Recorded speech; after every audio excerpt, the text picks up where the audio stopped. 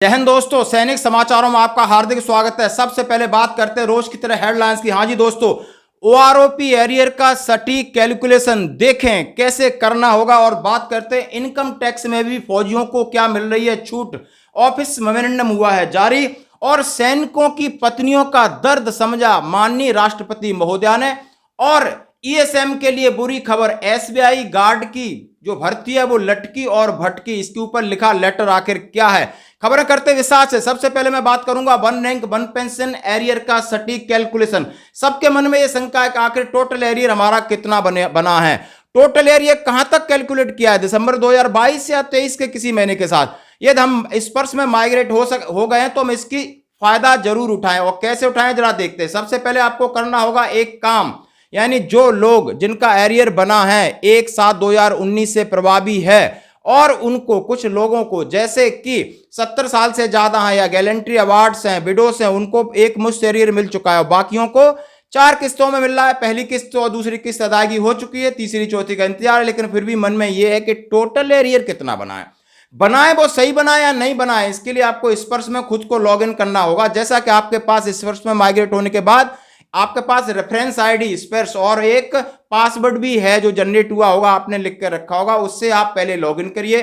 स्पर्श डॉट आप pensioners.gov.in पे जाइए और जैसे ही ये खुलता है आप सीधे जाकर के लॉगिन पे आपका जो मेन्यू आएगा उसमें आपने रेफरेंस आईडी डालना है, पासवर्ड डालना है, जो कैप्चा शो करता है वो डालना है और आपका ये सारा चीज खुल जाएगा। खुलने के बाद सबसे पहले आपके पास कुछ चीजें आएंगी।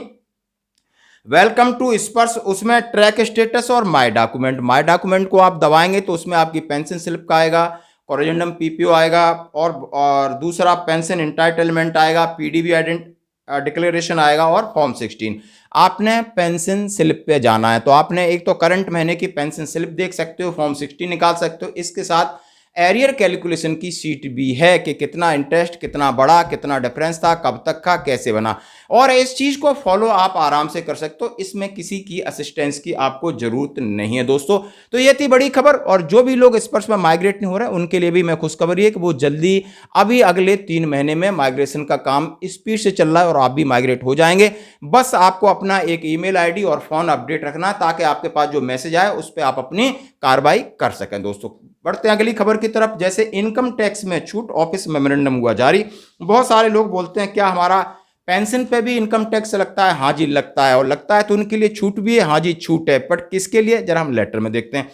यानी लेटर है, ऑफिस मेमोरेंडम है, ये भारत सरकार, वित्त मंत्रालय, व्यय विभाग, केंद्रीय पेंशन लेखा कार्यालय, त्रिकूट भीकाजी और कामा प्लेस, नई दिल्ली। दोस्तों ये है 22 अगस्त का, यानी आज से 4 दिन पहले। Office memorandum, attention is invited to this office of memorandum CPAO/IT technical guarantee award 26/2020-2006 dated 12/5/2021 wherein was stated that all the pension disbursing bank are required to ensure that income tax at sources is not be deducted from pension in respect of guarantee awardees as per the provision of section 10 clause 18 first of the IT Act CBDT notification dated on 24 November 2000।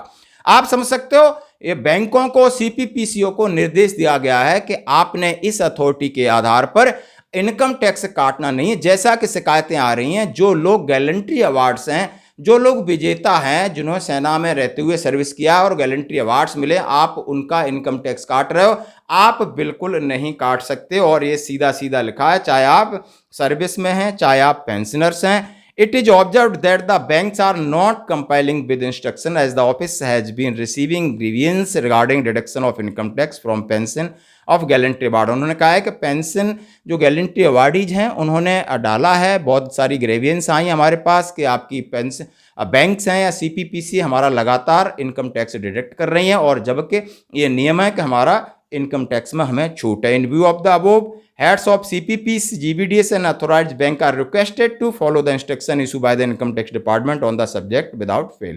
The issue of the approval chief control pension ने डाला है शैलेश भटनागर जी, senior account officer ने, कि जैसे कि income tax department की जो guideline है आप उसका प्रॉपर सम्मान कीजिए, फॉलो कीजिए और इनका आपका इनकम टैक्स डिडक्ट नहीं होगा। बढ़ते हैं अगली खबर की तरफ दोस्तों। जैसे हमने कहा है आपके साथ कि सैनिकों की पत्नियों का दर्द सुना माननीय राष्ट्रपति महोदया ने। बिल्कुल जी, आपके साथ एक लेटर शेयर कर रहा हूं।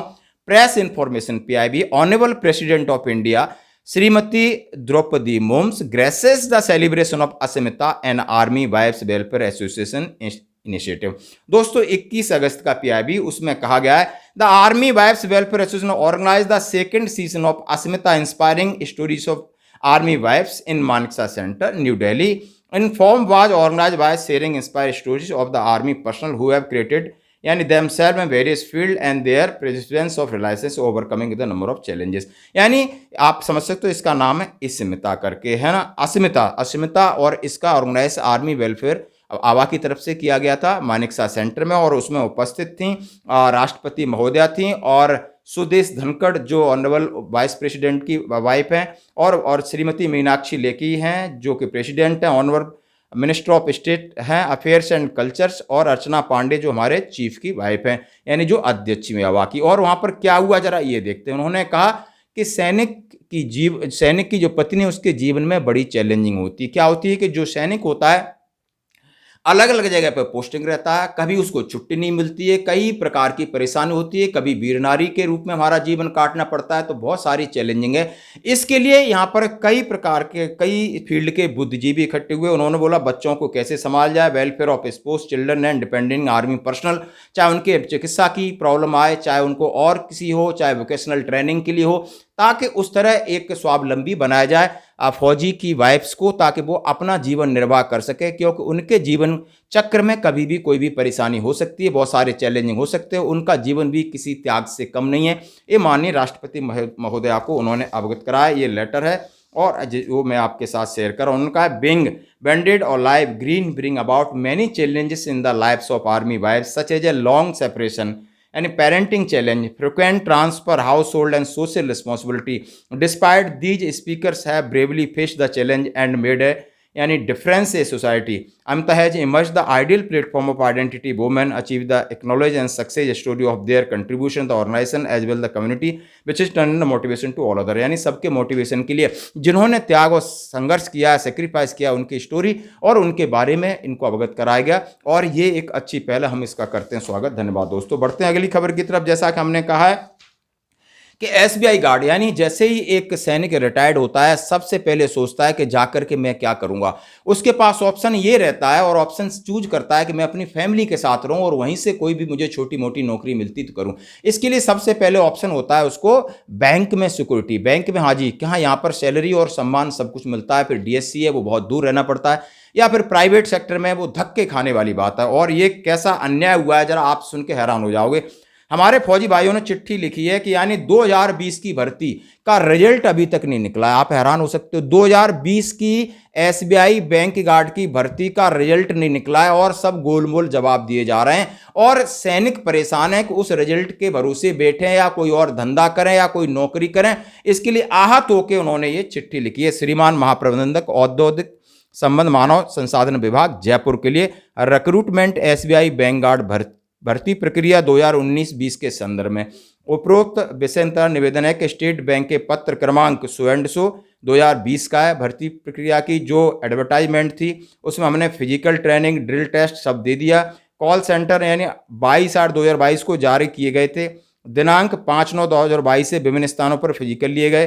फिजिकल लिए जाने के 11 महीने के बाद परिणाम अभी तक घोषित नहीं किया गया है। हमने आरटीआई के माध्यम से सूचना मांगी, जिसका दिनांक 27 अप्रैल 2023 को जवाब मिला कर recruitment of armoured guards is in process, यानी प्रोसेस में इतना जवाब दिया। 15 जून 2023 को सैनिकों ने एलएचओ कार्यालय में भर्ती की सूचना चाहिए, तो उन्होंने कहा कि 15 दिन में आपके परिणाम घोषित हो जाएंगे।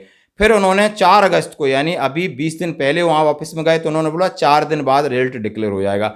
बैंक गार्ड भर्ती के परिणाम के लंबे समय से इंतजार में बैठे भूतपूर्व सैनिक अपने निकट भविष्य को आगे की प्लान नहीं कर पा रहे हैं। अतः समस्त भूतपूर्व सैनिक आपसे निवेदन करते हैं कि इस भर्ती प्रक्रिया का विलंब का कारण भर्ती प्रक्रिया का परिणाम कब तक जारी कर दिया जाएगा, आप हमें उचित जानकारी दें तथा गार्ड भर्ती का परिणाम जारी करें। समस्त भूतपूर्व सैनिक आपके आभारी रहेंगे। ये 25/8/2023 यानी कल फिर उन्होंने आवेदन दिया। आप ये समझ सकते हो कि सिविल में क्या हो रहा है। आपने समझिया कि 2019-20 की भर्ती 2022 में हुई, स्टार्टिंग में 2023 भी खत्म होने वाला है, बार बार लोग आरटीआई से सूचना ले रहे हैं, बार बार लोग वहां पे जा रहे हैं, क्योंकि उनको इंतजार है अपनी रोजी रोटी का। दोस्तों, जो भूखा होता है वही तकलीफ समझता है। और समझ सकते हो कि आपको रिटायर होने के बाद हमें बहुत सारी ऐसी समस्याओं का सामना करना पड़ता है जो हम सोचते भी नहीं है, जानते समझने की बात दूसरी बात है, क्योंकि यहां कोई किसी का नहीं, सब अपने नेता चुनावी बात करेंगे, बाकी लोग बिजनेस वाले आपसे पैसा लेने अपने फायदे की बात करेंगे। आपके फायदे के बारे में सोचने वाला यहाँ कोई नहीं। आज की खबर में इतना ही, बने रहिए हमारे साथ। जय।